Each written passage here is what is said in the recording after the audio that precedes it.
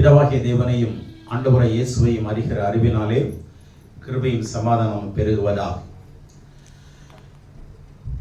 இந்த கிறிஸ்துமஸ் நன்னாளிலே ஆண்டவர் இயேசு கிறிஸ்துவனுடைய பிறப்பின் நற்செய்தியை கொண்டாடி கொண்டிருக்கிற இந்த காலங்களிலே கடவுள் நமக்கும் கொடுத்த பாக்கியத்திற்காக நான் தேவனை ஸ்தோத்திரிக்கிறேன். இந்த செய்தியை கேட்கும்படி வந்திருக்கிற தேவனுடைய பிள்ளைகளாக உங்கள் யாவரையும் இயேசுவின் இன்ப நாமத்தில் வாழ்த்துகிறேன். ஆன்லைன் மூலமாய் கேட்க இருக்கிற தேவனுடைய பிள்ளைகளையும் அவருடைய குடும்பங்களையும் ஆண்டவருக்குள்ளாக நான் வாழ்த்துகிறேன். இன்றைய செய்தியின் தலைப்பாக Jesus was born to break down the middle wall. In other words, Jesus was born to make both into one. நடுச்சுவரை தகர்க்கும்படி இயேசு பிறந்தார், அல்லது இருதரத்தாரையும் ஒன்றாக்கும்படி இயேசு பிறந்தார். இருதரத்தாரையும் ஒன்றாக்கும்படி இயேசு பிறந்தார், அல்லது நடுச்சுவரை தகர்த்தெறியும்படி இயேசு பிறந்தார். எத்தனையோ தலைப்புகளிலே இன்றைக்கு உலகம் முழுவதும் ஆண்டவர் இயேசுவை கொண்டாடி கொண்டிருக்க, அவருடைய பிறப்பை கொண்டாடி கொண்டிருக்கிறார்கள். அல்லேலூயா. ஆனால் மத்தேயு எழுதின சுவிசேஷத்தின் அடிப்படையில் பேசுகிறேன். மிகவும் ஆழமான வார்த்தைகளை கொண்டு மத்தேயு எழுதியிருக்கிறார். மத்தேயு படித்த ஒரு தேவ மனுஷன். இவர் வரி வசூலிக்கிற பணியில் இருந்தவர். ஆனால் ஆண்டவர் இயேசு யூதகுலத்திலே பிறந்தாலும் அந்த ஜனங்கள் மத்தியிலே மாத்திரமல்ல, உலகத்திலேயும் இருக்கிற பிரிவினைகளை ஆண்டவர் அகற்றும்படி வந்தார். சொல்லப்போனால் பூமியிலே சமாதானத்தை கொடுக்கவும் மனுஷர் மேல் பிரியம் உண்டாகவும் ஆண்டவர் இயேசு பிறந்தார். பூமியிலே சமாதானம் இல்லை, பூமியிலே அமைதல் இல்லை, ஜனங்களுக்குள்ளே ஒருமனம் இல்லை, ஜனங்களுக்குள்ளே ஒற்றுமை இல்லை. என்ன செய்வது? ஜனங்களுக்குள்ளே பாவம் ஜனங்களை பிரித்து மேய்ந்து கொண்டிருக்கிறது. பாவத்திற்கு பரிகாரம் இல்லை, பரிகாரம் செய்யவும் உலகத்திலே ஒருவரும் வந்ததும் இல்லை, இனி வரப்போகிறதும் இல்லை. தேவன் அவருடைய அனாதி தீர்மானத்தின்படி முதல் மனிதனாகிய ஆதாம் கீழ்ப்படியாததினாலே உலகத்திலே பாவம் பிரவேசித்தது. உலகத்திலே பாவம் எப்படி பிரவேசித்தது என்றால், முதல் மனிதனாகிய ஆதாம் ஆண்டவருடைய வார்த்தைகளுக்கு என்ன செய்யவில்லை? கீழ்ப்படியவில்லை. அந்த பாவத்தினாலே மரணம் வந்தது. இந்த மரணத்திலிருந்தும் பாவத்திலிருந்தும் மீட்கும்படியாக தான் இயேசு இந்த உலகத்திற்கு அனுப்பப்பட்டார். அவர் எப்படி இருந்தார்? கடவுள் ஒருவர் தான் வார்த்தையாய் இருந்தார். அந்த வார்த்தை கடவுளோடு இருந்தது. அந்த வார்த்தை கடவுளாய் இருந்தார். அல்லேலூயா. இந்த தத்துவத்தை ஜனங்களுக்கு புரியாமல் இன்றைக்கு தடுமாறி கொண்டிருக்கிறார்கள். கடவுள் எத்தனை பேர்? அதனாலதான் சாமி யாருன்னு கேட்கிறாங்க. சாமி யாருன்னா அர்த்தம் என்ன? யார் சாமி? அதுல சாமி யாருன்னா யார் சாமின்னே தெரியல. ஆனா சாமியார் யாருன்னு கண்டுபிடிங்க. யார்தான் கடவுள் என்று கண்டுபிடிங்க.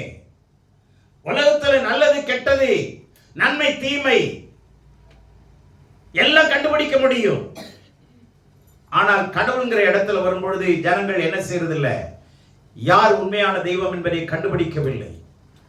ஆனால் தான் உண்மையான கடவுள் என்று பல விதங்களிலே கடவுள் இன்றைக்கும் இயற்கையின் வழியாக, தத்துவங்களின் வழியாக, மனிதர்கள் வழியாக, கண்டுபிடிப்பின் வழியாக, புதைபொருள் ஆராய்ச்சி வழியாக, சரித்திரம் மூலமாக, பூகோள ரீதியாக, வானவியல் தத்துவம் மூலமாக கடவுள் நான் இருக்கிறேன் என்று நிரூபித்துக் கொண்டே இருக்கிறார்.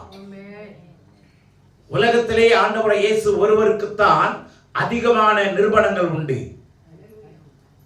சரித்திரபூர்வமான நிரூபணங்கள், பூகோள ரீதியான நிரூபணங்கள், புதைபொருள் ஆராய்ச்சிக்கான நிரூபணங்கள். நெல்சன் குளுயக் என்கிறதான புதைபொருள் ஆராய்ச்சியாளர் சொல்லுகிறார், 25,000 முறை பூமியிலே பல இடங்களிலே புதைபொருள் ஆராய்ச்சியை கண்டுபிடிக்க நாங்கள் புறப்பட்டிருக்கிறோம், செய்திருக்கிறோம். அகழ் ஆராய்வு, அந்த ஆராய்ச்சியில 25,000 முறை முயற்சித்திருக்கிறோம். ஆனால் ஒரு முறை கூட வேதம் சொல்லாததை நாங்கள் கண்டுபிடிக்கவே இல்லை. கரங்களை தட்டுவோமா? ஒரு முறை கூட வேதத்திற்கு பரிசுத்த வேதம் சொன்ன கருத்துக்கு முரண்பாடாக ஒன்றை நாங்கள் கண்டுபிடிக்கவில்லை. அப்படி என்றால் வேதத்தில் சொல்லப்பட்டதை மாத்திரம்தான் நாம் கண்டுபிடித்திருக்கிறோம். அப்படி என்றால் வேதம் உண்மை என்பதை நிரூபித்துக் கொண்டிருக்கிறார்கள். புதைபொருள் ஆராய்ச்சியாளர்கள், விஞ்ஞானிகளை எடுத்துக்கொள்ளுங்க, பரிசுத்த வேதம் உண்மை என்று நிரூபித்துக் கொண்டிருக்கிறார்கள். இயேசு இந்த உலகத்தில் பிறந்தது உண்மை என்று நிரூபித்துக் கொண்டிருக்கிறார்கள். வரலாற்று சான்றிதழ் நமக்கு அநேக சான்றிதழ் கொடுக்கிறது. சாதாரணமான ஒரு சான்று என்னன்னா, கிறிஸ்து பிறந்ததற்கு முன்னே, கிறிஸ்து பிறந்ததற்கு பின்னே சரித்திர நாயகன் ஆண்டவர் இயேசு. இயேசுனுடைய பெயர்ல தாங்க சரித்திரமே உருவாயிருக்கு. ஆங்கிலத்தில் சொன்னா ஹிஸ்டரின்னு சொல்ற பாத்தீங்களா, அதை ரெண்டா பிரிங்கள, ஹிஸ்டோரி. எத்தனை பேருக்கு புரிஞ்சிச்சு? அவருடைய சம்பவம் தாங்க ஹிஸ்டரியா மாறுச்சு. ஹிஸ்டோரி அவருடைய சரித்திரம் தான், அவருடைய சம்பவம் தான் சரித்திரமா மாறுச்சு. அவர்தான் சரித்திர நாயகர். இயேசு ஒருவர் தான் சரித்திர புருஷன்.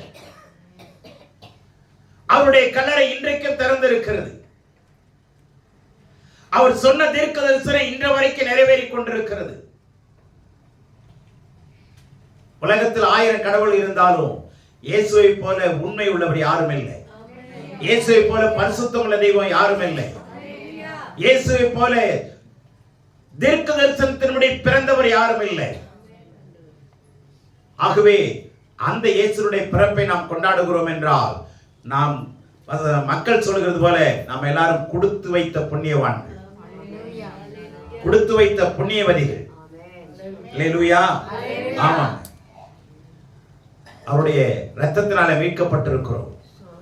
ஆகவே இந்த மத்தேயு யாருக்கு இந்த புத்தகத்தை எழுதுகிறார் என்றால், யூதர்களுக்கு எழுதுகிறார். யூதர்களுடைய பாரம்பரியத்தின் அடிப்படையில் எழுதுகிறார். யூதர்கள் எதை சொன்ன, எப்படி சொன்னால் நம்புவார்கள், ஏற்றுக்கொள்வார்கள் என்று பிராணத்தை எழுதவில்லை, நடந்த சம்பவத்தை எழுதுகிறார். அல்லேலூயா. அடையாளமாக அதற்கு ஆதாரமாக வசனங்களை 2 வசனங்கள் வாசிப்போம். ஒன்று ஏசாயா 9:6, இன்னொன்று மத்தேயு 1ஆம் அதிகாரம் 17ஆம் வசனம். நமக்கு ஒரு பாலகன் பிறந்தார், நமக்கு ஒரு குமாரன் கொடுக்கப்பட்டார், கர்த்தத்துவம் அவர் தோளின் மேல் இருக்கும், அவர் நாமம் அதிசயமானவர், ஆலோசனை கர்த்தா, வல்லமையுள்ள தேவன், நித்திய பிதா, சமாதான பிரபு எனப்படும். கவனிங்க, நம்முடைய ஆண்டவர் இயேசு பாலகனாய் பிறந்தார். தேவன் அவரை குமாரனாக நமக்கு கொடுத்தார். இந்த பாலகன் தான் மத்தேயு 1:21 சொல்லுது, ஒரு கன்னிகை கர்ப்பவதியாகி குமாரனை பெறுவாள், அவருக்கு இயேசு என்று பெயரிடுவாயாக.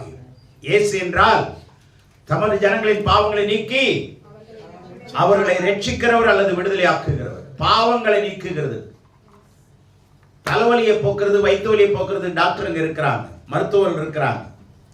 ஆனா பாவத்தை போக்குறதுக்கு எனக்கு ஒரு வழியை சொல்லுங்களேன் டாக்டர்னு சொன்னா, என் பாவத்தை தீர்க்கிறதுக்கே எனக்கே இல்லை, வழி இல்லை, தெரியலம்மா. என் பாவத்தை தீர்க்கிறதுக்கே நான் செஞ்ச பாவமோ என்னமோ தெரியல, எல்லாருடைய வியாதியும் நான் தொட்டுக்கிட்டு கிடக்கிறேன். ராப்பகல் தூங்க முடியல.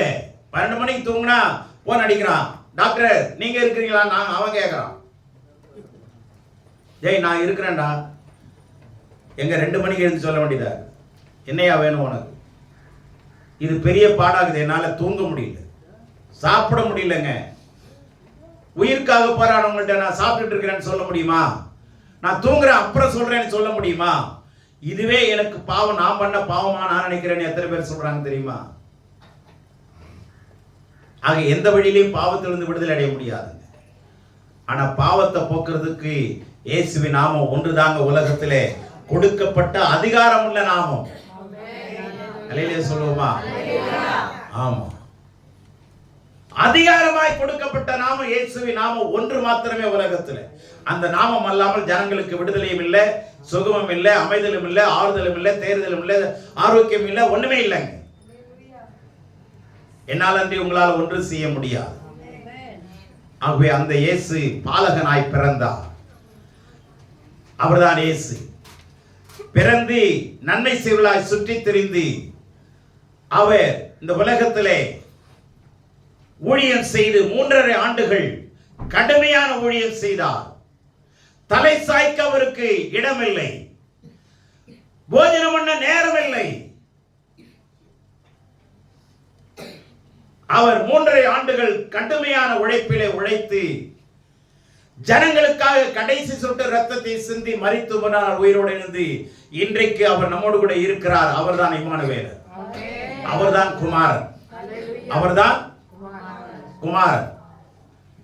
மரித்து உயிர்த்தெழுந்தவர் தான் ஆண்டவர் இயேசு, அதாவது தேவகுமாரன். உயிரோடு இருக்கிற இயேசு, இருந்த இயேசுதான் பாலகன். உயிர்த்தெழுந்த பிறகு அவர் உயிர்ப்பிக்கப்பட்ட சரீரத்தில் வந்ததினாலே அவர் குமாரனாய் மாறினார். அப்படி என்றால் ஆளுகிறவராய் மாறினார். மாம்சத்தின்படி ஒரே இடத்துல தான் இருக்க முடியும், எல்லா இடத்திலையும் என்ன பண்ண முடியாது, வாசம் பண்ண முடியாது. ஆனால் உயிர்த்தெழுந்த சரீரத்தோடு எல்லா உள்ளத்திலையும் வாசம் பண்ண முடியுமா? முடியாதா?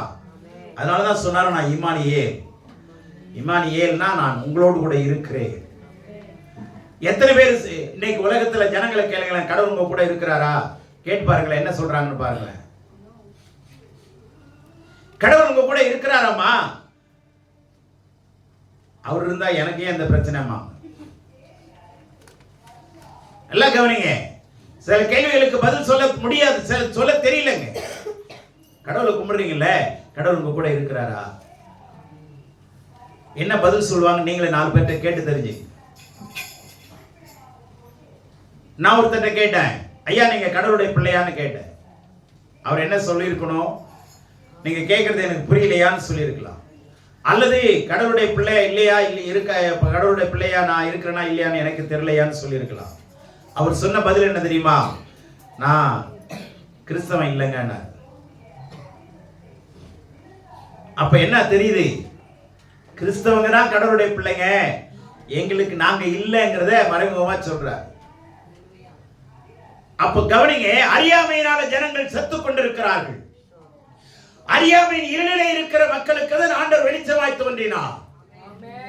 அவர் விடிவெள்ளி நட்சத்திரமாய் தோன்றினார், அருணோதயமாய் அவர் தோன்றினார், நீதியின் சூரியனாய் உதித்தார். அமாவாசையா இல்ல, ஏன்னா நாமளே அமாவாசை போலதான் இருக்கிறோம், நாமளே அந்த காலத்துல இருக்கிறோம்.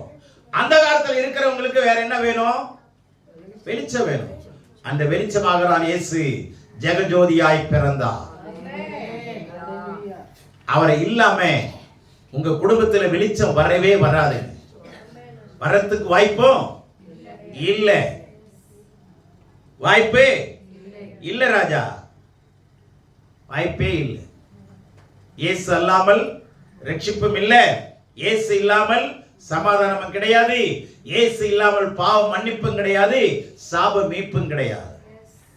அந்த இயேசுதான் இம்மானுவேல் என்கிற பேர்ல நம்ம கூட இன்றைக்கு வாசம் பண்ணுகிறார். ஆகவே நான் சொல்ல வந்த முக்கியமான குறிப்புகளை நல்லா கவனிச்சுங்க, எடுத்துக்கொள்ளுங்க. முக்கியமான செய்தி நம்மளோடு கூட இதுவரைக்கும் நீங்க கேட்டிருக்க மாட்டீங்க நான் நினைக்கிறேன்.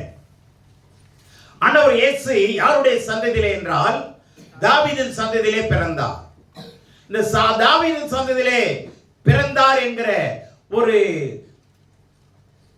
ஆதாரமான வார்த்தையை கவனிச்சீங்கன்னா,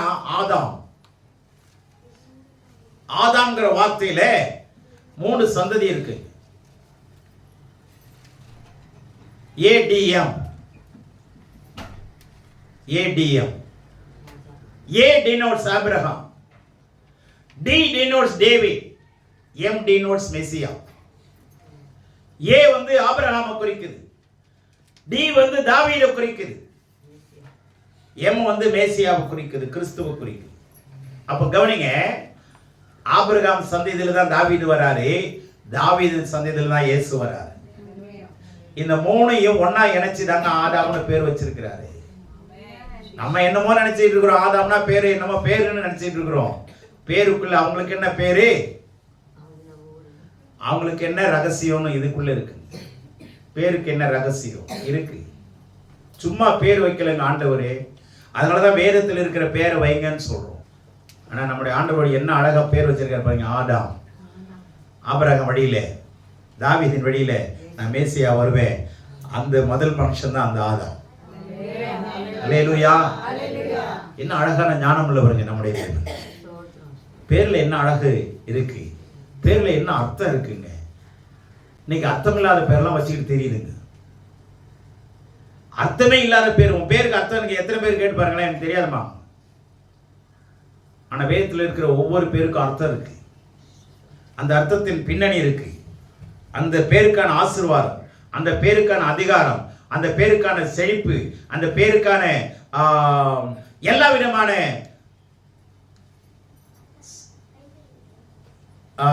வசதி வாய்ப்புகளையும் அந்த பேரை கேட்டாவே சொல்லலாம். பேரை கேட்டாவே நம்ம புரிந்து கொள்ளலாம். அவ்வளவு அர்த்தமுள்ள பேரை தான் கடவுள் வைத்திருக்கிறார்.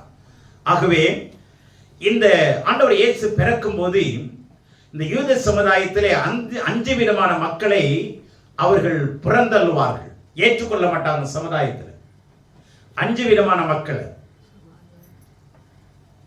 ஆண்டவர் இந்த தலைப்பு சொன்ன பார்த்தீங்களா, இருதரத்தாரை ஒன்றாக்குனார்னு.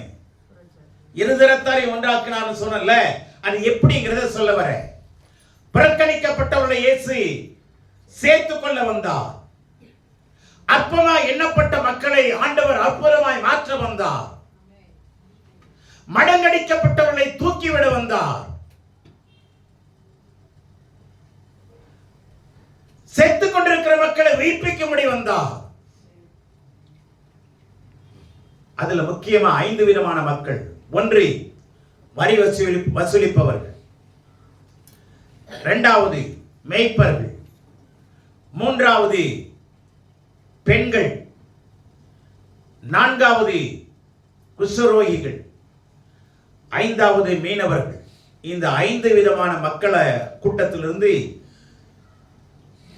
இந்த யூதர்கள், இந்த வருகிற மக்கள், இந்த 5 விதமான சமுதாயத்தை சேர்ந்த மக்களை ஏற்றுக்கொள்ளவே மாட்டாங்க. சமுதாயத்தில் எந்த ஒரு பண்டிகையிலேயோ, எந்த ஒரு கொண்டாட்டத்திலேயோ, எந்த ஒரு தொழுகையிலேயோ என்ன பண்ண மாட்டாங்க, சேர்த்துக் கொள்ளவே மாட்டாங்க. நல்ல கவனிங்க. கடவுளை சேர்த்துக் கொள்ள அவங்க எங்க போவாங்க? மறுபடி சொல்றேன், வரி வசூலிப்பவர்கள், 2வதாக மேய்ப்பர்கள், 3வதாக பெண்கள், 4வதாக குஷ்டரோகிகள், 5வதாக மீனவர்கள். இந்த 5 விதமான மக்கள் கூட்டத்தையும் இந்த யூத மக்கள் ஏற்றுக்கொள்ள மாட்டாங்க. அதனாலதான் ஆண்டவர் யாரு தள்ளப்பட்டாங்களோ அவங்களுக்கு தான் முதல் தரிசனமாய் தேவதூதனை அனுப்பினார். மேய்ப்பர்கள் முடிச்சுக்கிட்டு இருந்ததுனால நிறைய பேர் சொல்றாங்க, மேய்ப்பர்கள் அவங்க எப்ப பார்த்தாலும் விழிச்சுக்கிட்டு தான் இருப்பாங்க. இல்லங்க, தூங்குறவங்களும் இருக்கிறாங்க. தூங்குறவங்களும் இருக்கிறாங்க இல்லையா? கண்டிப்பா எங்கேயும் ஒண்ணுங்க. பஸ்ல உட்காந்துருக்கும் தூங்கிட்டு உட்காந்துருப்பாங்க. ஸ்கூல்ல உட்காந்துருக்க பசங்க சில பேர் தூங்கும். சர்ச்சிலையும் இது எங்கேயும் இருக்கும். ஆனா ஆண்டவர் பாருங்க, மேய்ப்பர்கள் விழிச்சிருக்கிறதுனால அவர் தேவதூதர்களை அனுப்பி பிரகடனப்படுத்துறது இல்லை. அவர்கள் புறந்தள்ளப்பட்டார்கள். ஏன் தெரியுமா? மந்தையை விட்டுட்டு என்ன பண்ண முடியாது, இவங்க எந்த கொண்டாட்டத்துக்கும் போய் சேர முடியாது, மந்தையை விட்டுட்டு தொழுது கொள்ள முடியாது, ஆராதனைக்கு போக முடியாது, கூட்டங்களுக்கு வர முடியாது, ஞாயிற்றுக்கிழமை ஆராதனையே வந்து கலந்து கொள்ள முடியாது. ஆகவே எந்த ஒன்றிலும் வர முடியாததுனால ஜனங்களை இவங்களை சேர்க்கவே மாட்டாங்க, ஒதுக்கிடுவாங்க. நல்ல கவனிங்க, கடவுளும் உங்களை சேர்க்கணும் அப்படின்னா உங்களுக்கு தொழுகை பண்ணுவதற்கு முன்பதாக நீங்கள் தொழுது கொள்ளுங்கள். எத்தனை பேருக்கு புரிஞ்சுச்சு? உங்களுக்கு தொழுகை பண்ணுகிறதுக்கு முன்னதாக. எப்ப தொழுகை பண்ணுவாங்க? ஆமா, உங்களுக்கு தொழுகை பண்ணுவதற்கு முன்னதாக நீங்கள் தொழுது கொள்ளுங்கள். ஆகையினாலே தொழுது கொள்ள முடியாது அவங்களுக்கு, அதனால சேர்க்க மாட்டாங்க. அடுத்தது டாக்ஸ் கலெக்டர்ஸ், வரி வசூலிக்க யார் தெரியுமா? யூத ஜனங்களுக்கு வரி வசூலிக்க யூதன் தான். ஏன்னா ரோமர் ஆட்சி காலம் நடந்தது, ரோம சர்வதிகார ஆட்சி காலம் அது. அப்போ ரோமர்கள் வந்து யூதனிடத்தில் வந்து என்ன பண்ண மாட்டாங்க, உள்ள வந்து வரி வசூலிக்க கூடாது. அது மிகப்பெரிய சட்டம். ரோமர்கள் விசேஷமானவர்கள், அதனால எவனும் உள்ள சேர்க்க மாட்டான். அதனால ரோமர் என்ன பண்ணா, யூதனையே வச்சு என்ன பண்ணு, நீ போய் உன் ஜனத்துக்கிட்ட வரியை வசூலிச்சு கொடுறாமா. அப்ப அந்த வரி வசூலிக்கிறவன் கட்டாயப்படுத்தி வரி வசூலிக்கணுமா இல்லையா? கட்டாயப்படுத்தி வரி வசூலிக்கணும். ஏன்னா ரோமனுக்கு அவன் கணக்கு கொடுக்கணும், இல்லைன்னா அவன் வேலையை எடுத்துருவான். அதனால கட்டாயப்படுத்தி வரி வசூலிக்கிறதும் அங்க வரியோட சேர்ந்து எரிஞ்சு அவன் வாங்குவானுங்க. ஆமா, அதனால அவனுங்களையும் விரும்ப மாட்டாங்க. நம்ம ஜாதிக்காரனே நம்ம கிட்ட வந்து சொல்றியா அப்படின்னு ஓரம் கட்டுருவான். அதனாலதான் ஆண்டவர் அவங்களையும் அந்த வரி வசூலிச்சு இருந்த லேவியன் ஆகிய மத்தேயும் கடவுள் என்ன பண்ணாரு, சேர்த்து கொண்டார். அல்லேலூயா. மேய்ப்பர்களை சேர்த்து கொண்டார். இரண்டாவதாக வரி வசூலிக்கிறவர்களையும் கர்த்தர் என்ன பண்ணாரு, ஆண்டவர் இயேசு சேர்த்து கொண்டார். மூன்றாவதாக மத்தேயில பாத்தீங்கன்னா 1ஆம் அதிகாரம் 4ஆம் வசனத்துல பாருங்க, 4, 5, 6 3, 5, 6 மத்தேயு 1ஆம் அதிகாரம் 3ஆம் வசனம், 5ஆம் வசனம், 6ஆம் வசனம். யூதா பாரேசையும் சாராவையும் தாமாரினிடத்தில் பெற்றார். பாரேஸ் எஸ்ரோமை பெற்றார். எஸ்ரோம் ஆராமை பெற்றார். ஆராம் அமினதாவை பெற்றார். அமினதாப் நகசோனை பெற்றார். நகசோன் சல்மோனை பெற்றார். சல்மோன் போவாசை ராகாபினிடத்தில் பெற்றார். போவாஸ் ஓபேத்தை ரூத்தினிடத்தில் பெற்றார். ஓபேத் ஈசாயை பெற்றார். ஈசாய் தாவீது ராஜாவை பெற்றார். தாவீது ராஜா உரியாவின் மனைவியா இருந்தவரிடத்தில் சாலமோனை பெற்றார். சரி, இங்க கவனிங்க, 4 விதமான ஸ்திரீகளை இங்க பார்க்கிறோம். 4 விதமான ஸ்திரீகளை நம்ம பார்க்கிறோம். ஒன்று இங்கே தாமார், அடுத்தது ராகாப், மூன்றாவது உரியாவின் மனைவியாகிய பத்சேபால், அடுத்ததாக ரூத். இந்த 4 பெண்மணிகள் நல்ல கவனிங்க, ரூத், தாமார், பத்சேபா, ராகாப். இந்த 4 பேரும் இந்த அட்டவணையில, எந்த அட்டவணையில? தலைமுறை அட்டவணையில வராங்க. யாருடைய தலைமுறை? இயேசுனுடைய தலைமுறை பட்டியல்ல இந்த 4 பெண்கள் வருகிறார்கள். கவனிங்க, யூதர்கள் பெண்களை எந்த பட்டியலையும் சேர்க்க மாட்டாங்க, குடும்ப பட்டியலே சேர்க்க மாட்டாங்க. அதுல நீங்க பாத்தீங்கன்னா, நீங்க வரலாறு கவனிச்சீங்கன்னா, ஆபிரகாம் ஈசாக்கை பெற்றான், ஈசாக்கு யாக்கோவை பெற்றான்னு இருக்கும். ஆனா ஆபிரகாமுடைய மனைவி சாராள் பெற்றான்னு இருக்கா? யாக்கோவனுடைய மனைவி பெற்றான்னு இருக்கா? இல்ல. ஏன்னா பெண்களுடைய பேரை எழுத மாட்டாங்க, ஆண்களுடைய பேரை தான் எழுதுவாங்க. ஆனா அந்த வழக்கத்தை முறித்து அந்த பாரம்பரியத்தை முறித்து இங்கே மத்தேயு எழுதுகிறார். இயேசுனுடைய சந்ததியில இந்த 4 சகோதரிகளும் வர்றாங்க அப்படிங்கிறத யூதர்களுக்கு வலியுறுத்தி எழுதுறார். யூதர்களே புரிந்து கொள்ளுங்க, இந்த 4 பேர்ல ரூத் ஒருத்தி தாங்க கற்புள்ளவள். 4 பேர் சுருக்கமா சொல்றேன், ரூத் ஒருத்தி தான். அந்த கவனமா கவனிங்க, கைவிடப்பட்ட விதவையையும் கர்த்தர் சேர்த்துக் கொண்டார் ரூத். ஆனா பாவத்தில் இருந்தவங்களையும் கர்த்தர் சேர்த்துக் கொண்டார். பாவத்தில் இருந்தவங்களையும். இதுல 2 சகோதரிகள் யாரு அப்படின்னா ரூத்தும் அதாவது பத்சேபாவும் ராகாப். ரூத்தும் ராகாப்பும் 2 பேரும் யூதர்கள் அல்ல, யூதர் அல்லாத ஸ்திரீகள். யாரு? ரூத்து மோவாப் வம்சத்தை சேர்ந்தவள். ராகாப் அப்படிதான், அவள் யூத குலத்தை சேர்ந்த பெண்மணி கிடையாது.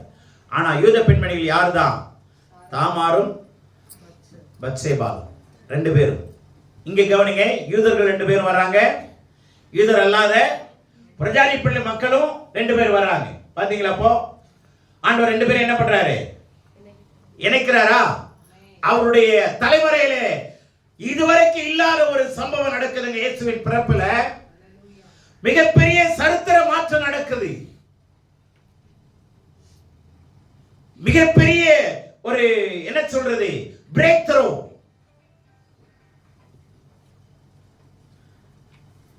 Record break.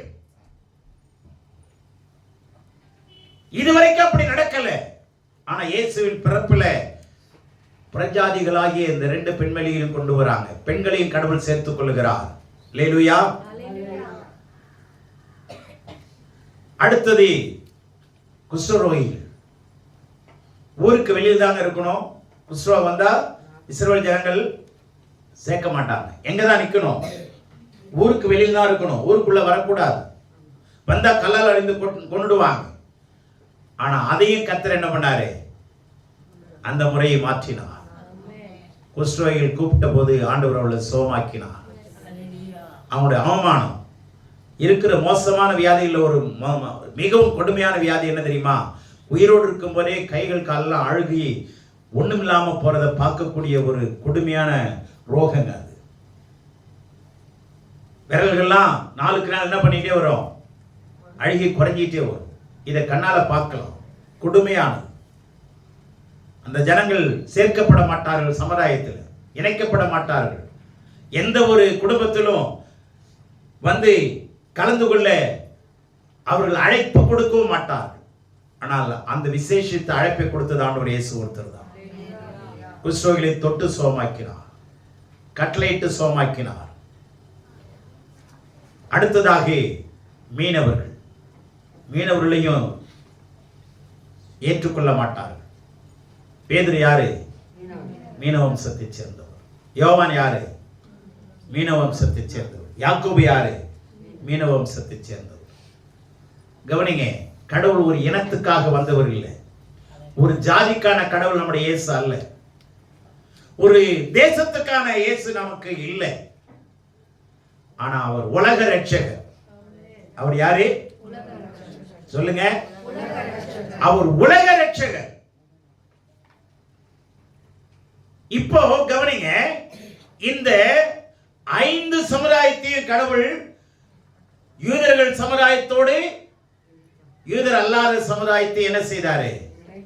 இணைத்திருக்கிறார் என்று சட்டப்பூர்வமாக தலைமுறை பட்டியலை எழுதி ரெக்கார்ட் பண்ணி டாக்குமெண்ட் பண்ணி அவர் இந்த புத்தகத்தை எழுதுறாரு. இது யூதர்கள் ஏற்றுக்கொள்ள மாட்டாங்க. ஆனா ஏற்றுக்கொண்டுதான் ஆகணுங்கிறத வலியுறுத்தி எழுதப்பட்ட புத்தகம் தான் இந்த மத்தேயு புத்தகம். இதுல எத்தனை தலைமுறை இருக்கு தெரியுமா? 17ஆம் வசனம் படிங்க. இவ்விதமாய் உண்டான தலைமுறைகள் எல்லாம் ஆபிரகாம் முதல் தாவீது வரைக்கும் 14 தலைமுறைகளும், தாவீது முதல் பாபிலோனுக்கு சிறைப்பட்டு போன காலம் வரைக்கும் 14 தலைமுறைகளும், பாபிலோனுக்கு சிறைப்பட்டு போன காலம் முதல் கிறிஸ்து வரைக்கும் 14 தலைமுறைகளுமாம். கவனிங்க, எந்த வேதத்திலேயாவது சரித்திர குறிப்பேடுகள் இருக்கானா? கிடையாது. இந்த ஊர்ல இந்த ஆட்சி காலத்துல இந்த ராஜா ஆளும் பொழுது இந்த சம்பவம் நடந்ததுன்னு எந்த வேதத்துல எழுதி இருக்கா? காட்டுங்க பார்க்கலாம். பின்னாடி மேப் இருக்கா? காட்டுங்க பார்க்கலாம். இதுவே நமக்கு போதுமான ஆதாரங்க. மேப் இருந்ததுன்னு அர்த்தம் என்ன? இதுல முன்னே சொல்லப்பட்ட இடங்கள், குறிப்புகள் அல்லது தேசங்கள், கிராமங்கள், பட்டணங்கள் எல்லாமே இந்த மேப்ல இருக்கிறத நாங்க எழுதியிருக்கிறோம். மேப்ல இல்லாத என்ன பண்ண முடியாது. அப்ப இதுவே போதுமான ஆதாரமா இல்லையா? எந்த வேதத்திலாவது மேப் காட்ட சொல்லுங்க. கடவுள் சரித்திரபூர்வமானவர். எந்த வேதத்தில தலைமுறை பட்டியலை காட்ட சொல்லுங்க. தப்பாவே நீங்க சொல்ல நினைச்சீங்க. ஆதாம் அவருக்கிடாம அது போயா அப்படின்னு நினைக்கல. ஆனா நான் என்ன கேட்கிறேன், கடவுள்னு ஒருத்தர் இருந்திருக்கும் போது ஒரு 1000 பெண்கள் 1000 ஆண்கள் உருவாகுங்க, நீங்களே எனக்கு இனப்பெருக்கம் பண்ணீங்க அப்படின்னு சொல்றாங்கன்னு சொல்ல முடியுமா? முடியாது. அவர் கடவுளால சொல்லுங்களேன். 1000 பேர் ஆண்கள் 1000 பேர் பெண்கள் பிள்ளைகள் பிறப்பாங்களா இல்லையா? முடியுமா? முடியாதா? அப்படி செஞ்சிருந்தா என்ன ஆகும்னு நினைக்கிறீங்க? ஆண்டவர் அப்படி ஒரு 1000 பேர் 10,000 பேர் ஆண்கள் பெண்கள்னு நீங்க பாட்டுல பிள்ளைகளை பெற்று எடுத்துங்கப்பா அப்படின்னு சொல்லியிருந்தா என்ன ஆகும்?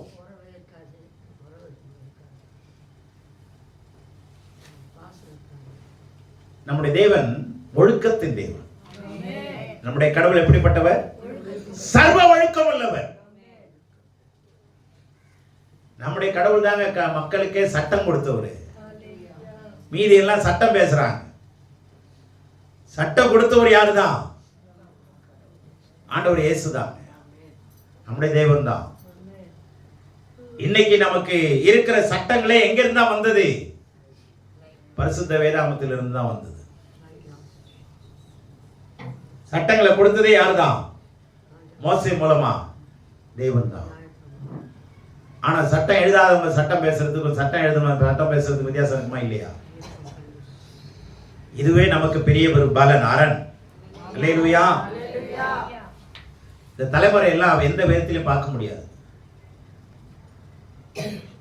நான் உதாரணத்துக்கு சொல்றேன். குர்ஆனை படிச்சு பாருங்களேன். எந்த தலைமுறையும் இருக்காது. எந்த பெண்கள் பேர் இருக்காது. ஒரு பெண்ணு கூட பேர் இருக்காது. கஜிதா இருக்காது. ஆயிஷா பேர் இருக்காது. ஆனா குர்ஆன்ல 3ஆம் அதிகாரத்துல மரியம் பேர் ஒண்ணு மாத்திரம் 3ஆம் அதிகாரம் ஃபுல்லா இருக்குங்க.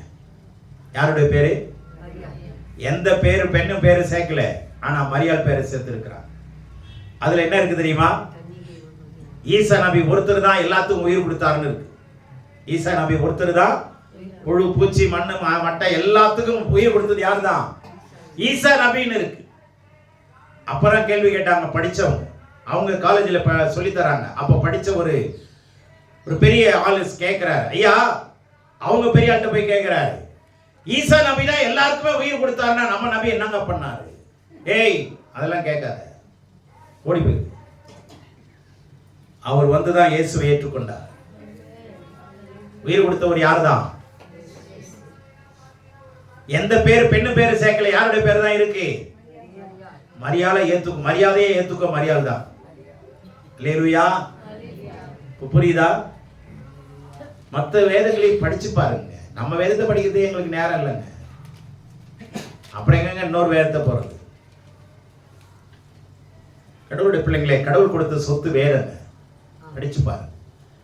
இந்த 14 தலைமுறை ஏன் தெரியுமா? இதெல்லாம் விஞ்ஞான ரீதியாகவும் இருக்கு. விஞ்ஞான ரீதியாகவும் இருக்கு வேதத்துல. அதை ப்ரூவ் பண்ணி இருக்கிறாங்க. பல விஞ்ஞான விதிகள் கண்டுபிடிக்கப்பட்டது வேதத்துல இருந்துதான். பாயில் விதியை கண்டுபிடிச்ச ராபர்ட் பாயில் அவர் என்ன சொல்றார் தெரியுமா? கொதிநிலையை கண்டுபிடிச்சவர். Bible and science go hand in hand. வேதமும் விஞ்ஞானமும் ரெண்டும் ஒன்றோடு ஒன்று கரங்கோர்த்து போகும். வேதமும் விஞ்ஞானம். ஏன்னா படைச்சவரே அவரு தானே, அப்புறம் விஞ்ஞான விதி எங்க இருந்து வராம இருக்கும்? அல்லேலூயா. அதனால கவனிங்க, இந்த தலைமுறை 14 தலைமுறை 3 தலைமுறை இருக்கு, 14 தலைமுறை இருக்குங்க. அது எதுல இருந்து எதுன்னு என்ன அழகா இருக்கு பாத்தீங்களா? இதெல்லாம் சரித்திரத்துல நடந்த சம்பவங்க. நேபுகாத்நேச்சர் காலத்துல, அசிரியாவுடைய படையெடுப்பின் காலத்துல, இதெல்லாம் சரித்திரத்தில் போய் படிச்சு பாருங்க, இருக்கா இல்லையா பாருங்க. தானியேல்ல போய் படிச்சு பாருங்க, இந்த சரித்திரம் இருக்கா இல்லையா பாருங்க. நம்முடைய கிறிஸ்தவ வாழ்க்கை தரித்திரமானது அல்ல, அது சரித்திரமானது. அல்லேலூயா. கிறிஸ்தவ மதம் கிடையாது, கிறிஸ்தவ மார்க்கம். இந்த மார்க்கத்துல தரித்திரமே வராது. சரித்திரம் தான் உங்களால பார்க்க முடியும். அல்லேலூயா. ஆகவே கவனிங்க, 14 என்பது அர்த்தம் என்னன்னா நீதின்னு அர்த்தம். 14 என்றாலே என்ன அர்த்தம்? நீதி. ஆபிரகாம் முதல் தாவீது வரை 14 தலைமுறை. தாவீது முதல் பாபிலோனுக்கு சிறைப்பட்டு போன காலம் வரைக்கும் 14. பாபிலோன் சிறையிலிருந்து மீட்கப்பட்டு இயேசு கிறிஸ்து வரைக்கும் 14 தலைமுறை. ஆக 42 தலைமுறை. 42ன்னா பாலகன் அர்த்தம். 42ன்னா என்ன அர்த்தம்? என்ன அழகா வருது பாத்தீங்களா? நீங்க நியூமெரிக்கல் வேல்யூ போட்டு பார்த்தாலும் அர்த்தம் ஒண்ணுதான் வரும், வசனத்தை படிச்சாலும் அர்த்தம் ஒண்ணுதான் வரும். 42ன்னா எபிரேய எண்களின் அடிப்படை, கணக்கு அடிப்படையின்படி 42 அப்படின்னு சொன்னா பாலகன். இப்படி பல மதிப்புகள் இருக்கு, அது சொல்ல நேரம் இல்லை. ஆகவே இப்பொழுது இந்த மத்தேயு ஒரு தலைமுறை பட்டியலை கொடுக்கிறாரு, லூக்கா ஒரு தலைமுறை பட்டியலை கொடுக்கிறார். இந்த 2 பட்டியலுக்கும் ஒரே மாதிரி இருக்காது. நான் ரொம்ப நாள் அதை ரொம்ப இதுல இருக்கிற பேர் அதுல இல்ல, அதுல இருக்கிற பேர் இதுல இல்லன்னு தடுமாறி போனேன். தலைமுறை பட்டியலும் ஒன்னா தானே வரணும், இது என்னடா மாறி எழுதி இருக்கிறாங்கன்னு யோசிச்சு பார்த்தேன். அப்புறம் படிக்கும் போதுதான் தெரியுது, மத்தேயு எழுதுனது எந்த லைன்னா ராயல் லைன். அப்படின்னா ராஜரீகமான சந்ததி, ஆளுகிறவர்கள் வந்தாங்க பாத்தீங்களா, ஆளுகிறவர்கள். அந்த ராஜரீகமான சந்ததியில தான் இயேசு ராஜாவா பிறந்தார். ராஜாவா பிறக்கணும்னா ராஜரீக சந்ததியில தான் வரணும். சொல்லுங்களேன். அந்த ராஜாவுடைய பையன் இவன், இந்த ராஜாவுடைய பையன் இவன் அப்படிதான் வருது. அதனாலதான் மத்தேயு பண்ணாரு, ராஜரீக சந்ததி எடுத்தாரு. அல்லேலூயா. லூக்கா எழுதின சந்ததி என்ன தெரியுமா? Legal lineage. நம்ம சொல்றோம்ல வாரிசு, லீகலர் வாங்குறல்ல, அந்த வாரிசு லைன்ல வர்றதுதான் லூக்கா எழுதுறது. அதனாலதான் இதுல இருக்கிற பேரு அதுல வராது, அதுல இருக்கிற பேரு இதுல வராது. இது ரெண்டுமே தெரியாம நம்ம பாட்டுல படிச்சு போயிட்டு தான் இருக்கிறோம். இது ஏன் இதுல பேர் இந்த பேர் வரல, அதுல ஏன் இதுல பேர் இருக்குதுன்னு யாருமே கேட்கறது இல்லை.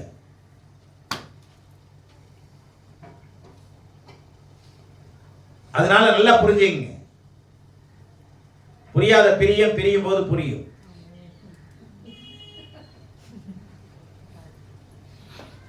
போதிக்கும் போது புரியாதது பாதிக்கும் போதுதான் புரியும்.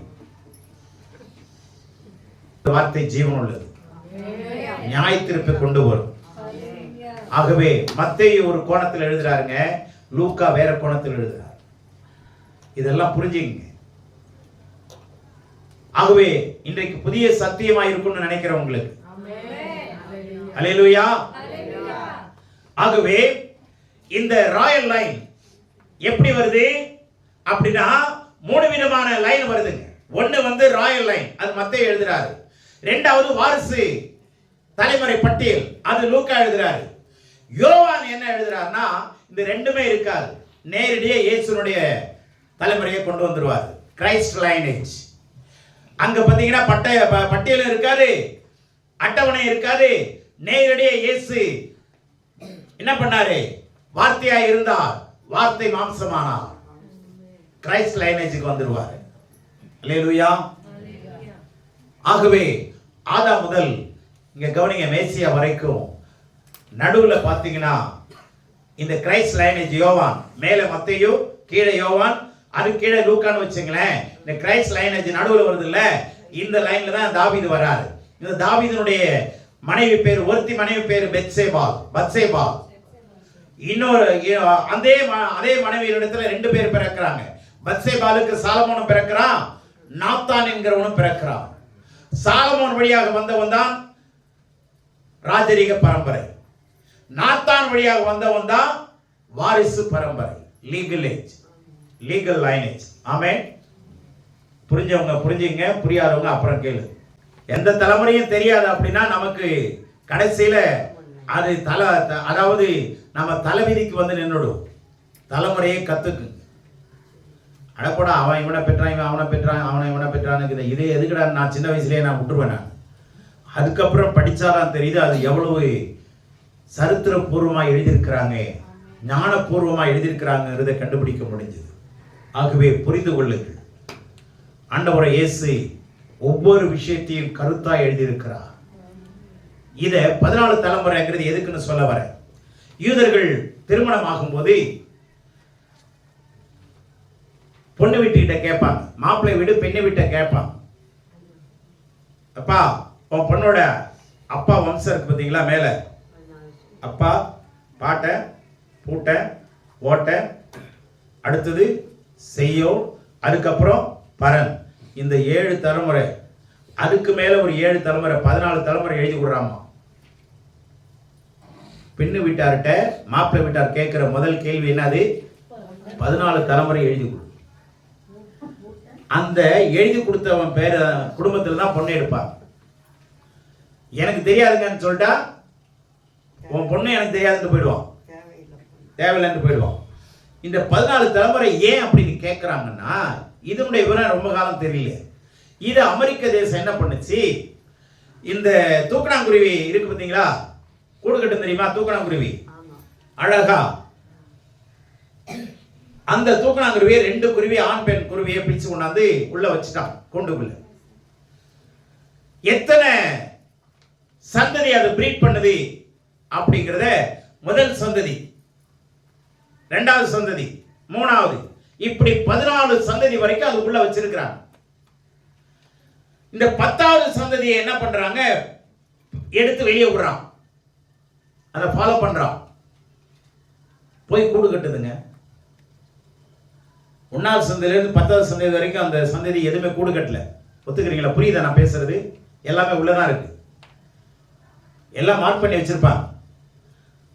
10 சந்ததி என்ன பண்ணல, கூடு கட்டல. 10வது சந்ததி அனுப்புறான், கூடு கட்டுது. அப்ப அந்த டிஎன்ஏ இன்னமும் வேலை செய்யுது, மாறலன்னு புரியுதா? டிஎன்ஏ என்ன பண்ணல, மாறல, இருக்கு. 11 அனுப்புறான், கட்டுது, டிஎன்ஏ மாறல. 12வது கப்பிள்ஸ் அனுப்புறான், அது போய் கூடு கட்டுது, டிஎன்ஏ மாறல. 13 அனுப்புறான், கூடு கட்டுது, மாறல. 14 அனுப்புறான், கூடு கட்ட தெரியல, டிஎன்ஏ மாறிடுச்சு. இப்போ புரிஞ்சுச்சா?